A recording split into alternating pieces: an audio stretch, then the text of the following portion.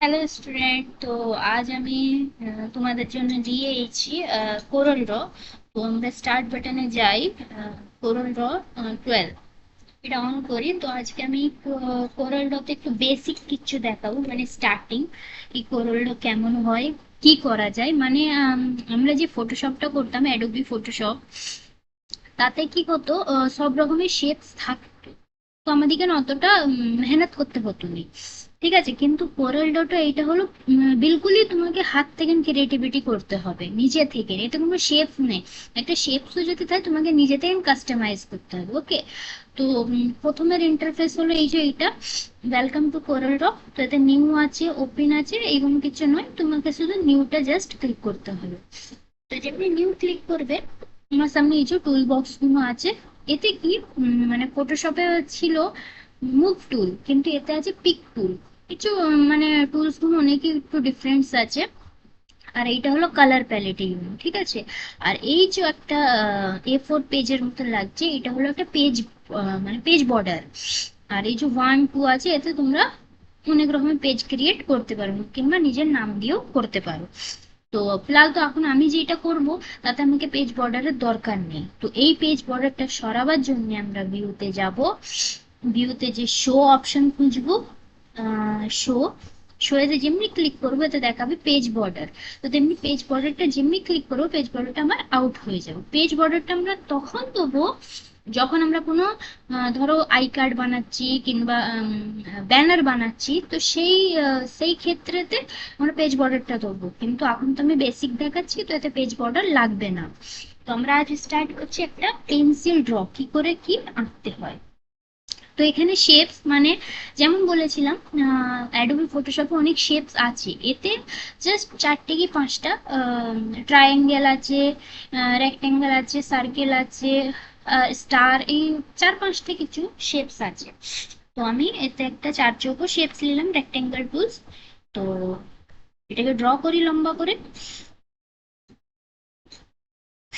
যতটা আমার দরকার, এতটা। আচ্ছা, আরেকটা জিনিস, এই যে শেপসটা নিলাম, ফটোশপে কি করতাম, শেপসটা নিয়ে এখানে কালার প্যালেটের দেখাতো, কিন্তু এতে ডিফারেন্ট। এইটা যদি আমি ফিল করতে চাই, তো এই যে কালার আছে, কালারটা ফিল করে দিলাম। কিন্তু যদি এর মানে কালার ফিল করার জন্য রাইট ক্লিক করতে হবে মাউসের, আর যদি বর্ডারটা তুমি ফিল করো, তাহলে আমাদের এখানে দরকার লেফট। মানে ধরো আমি লেফট ক্লিক করলাম, দেখো আমার বর্ডারটা এসে গেল ইয়েলো, দেখতেই পাচ্ছ, ইয়েলো বর্ডার এসে গেল। তো আমরা একটা শেপ নিয়ে নিলাম। তো শেপস এর কালার হোয়াইটই রাখবো, হোয়াইট রাখলাম। এবার আরেকটা শেপ নেব, ঠিক আছে, ঠিক এখানটা শেপসটা নিলাম, নিয়ে একটু বড় করবো শেপসটা, একটু ছোট, যেমন এর সাথে ম্যাচ খায়, কিংবা এইটাকে একটু ম্যাচ করে দিই।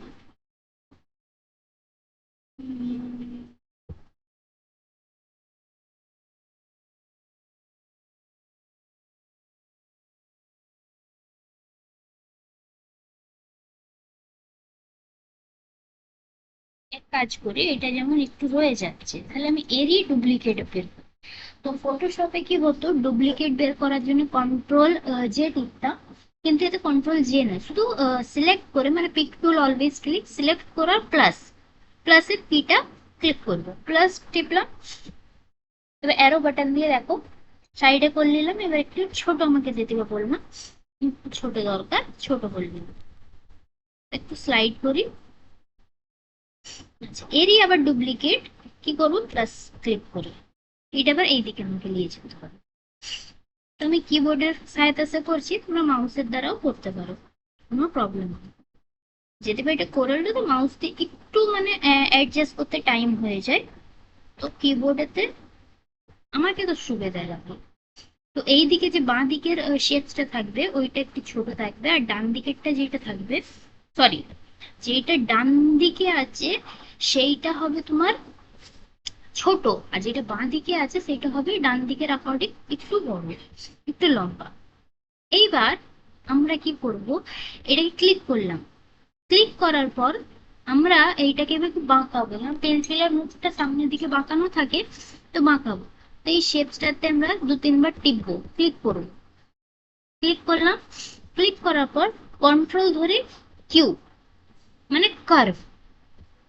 তো আমরা মাউসের রাইট ক্লিক করে, কন্ট্রোল কিউ করা বা মাউসের রাইট ক্লিক করে কনভার্ট টু কার্ভ করে দিলাম। এটা ততক্ষণ ক্লিক করবে যতক্ষণ না ডট গুলো না দেখা যায়। এইগুলো, এই ডট গুলো দেখা গেলে হবে না, শুধু অনলি ভিজিবল একটা ডট দেখা যাবে চারটে চারদিকে।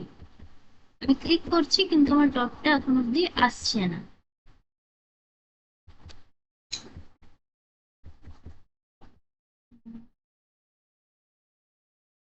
এসে গেছে। কি করলাম আমরা, এটা এই টুলসটা গেলাম, শেপস টুলেতে যে প্রথম টুলসটা ক্লিক করলাম, চলে এলো। এইবার এই যে এইটা আছে, এই এই এই কর্নারটা, এটা দুবার টেপো, ক্লিক কর।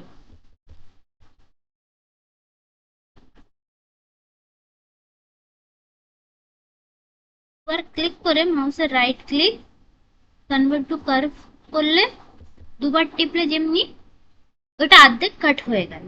ওকে, এইবার এইটা ধরে আমরা এটাকে যেমন হয় পেন্সিলের মুখ তেমন করবো। ডান, আই থিঙ্ক ডান। এইবার এই দিকটা সেম করব, শেপস টুলেতে গেলাম।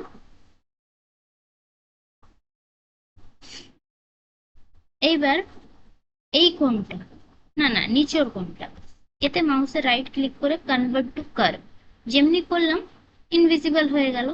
আবার এতেই মাউসের রাইট ক্লিক করে টু কার্ভ, টু কার্ভ যেমনি করলাম, এই যে ডট দুটো বেরিয়ে গেল, এই দুটো ডটকে ধরে বাইরের দিকে পুশ করো। ওকে, এইটা ধরে বাইরের দিকে একটু সেম পুশ করো। ডান, দেখো গোল এসে গেল। পিক টুল অলওয়েজ ক্লিক বলেছিলাম। এবার কি করবো, পেন্সিলের কালার আমাকে চাই রেড, আউটলাইনও রেড, আর এইটা হয় আমাদের কি ব্ল্যাক, আর এইটাও হয় তুমি যা ইচ্ছা কালার দিয়ে দিতে পারো, আমি অরেঞ্জ সাপোজ দিয়ে দিলাম। এইবার আরেকটা রেক্টেঙ্গেল টুলস নেবো, নেবার পর এখান থেকে পাতলা যেমন হয় না, পাতলা নিয়ে নিলাম। কালার কি করবো, ব্ল্যাক, ব্ল্যাক কালার করে দিলাম। এইবার এইবার আমরা একটু এইটার এখানটা কাট করব, মানে পেন্সিলের যে মুখটা থাকে না একটু কালো কালো থাকে, তো এটাকে কাট করবো। তো কাট করার জন্য সেম এই যে অপশনটা আছে শেপস তুলে, এইটা যখন ক্লিক করবে না, পাঁচটা এর ভেতরে আরো অপশন আছে। তো প্রথম তো আমরা ওইটা কার্ভ করার জন্য ইউজ করি, সেকেন্ডটা ইউজ করবো নাইফ টুল কোনো শেপস কে কাট করার জন্য। তো নাইফ টুলটা ইউজ করলাম, ইউজ করে আমাদের যতটা কাট দরকার, ধরো এতটা, একবার ক্লিক করব আর সোজাসুজি একবার ক্লিক করে দেবো, এটা সোজা হচ্ছে না। ওকে ডান, পিক টুল অলওয়েজ ক্লিক। তো কি হলো, এটা দুটো শেপস হয়ে গেল, দেখিয়ে দিচ্ছি দেখো, বুঝতে পারলে দুটো হলো। তাহলে এর কালার একটু করে দিই ব্ল্যাক। ডান। এইবার এখানে টেক্সট দিয়ে, টেক্সট কোথায়, এই যে এইটা টেক্সট, টেক্সট দিয়ে এখানে লিখে দিই যে ব্র্যান্ডের তোমাদের এখানে পছন্দ সেই ব্র্যান্ডের নাম, আমি নটরাজ লিখে দিলাম। ঠিক আছে, দিদি একটু বোল্ড করে দাও। আচ্ছা, একটু ফন্টটা বড় করলাম, কালার হোয়াইট করলাম।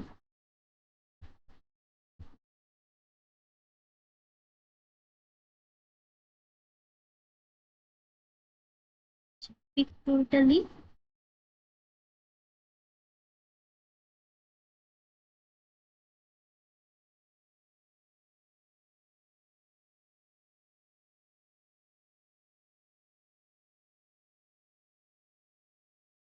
সিলেক্ট 16, 16টাও ভালো লাগে না, 36, 36 ঠিক আছে। তো বোল্ড করে দিলাম, ফন্ট কালার তো আমি হোয়াইটই রেখেছি। এবার একটুকে এটাকে মিডিল পয়েন্ট নিয়ে আসি।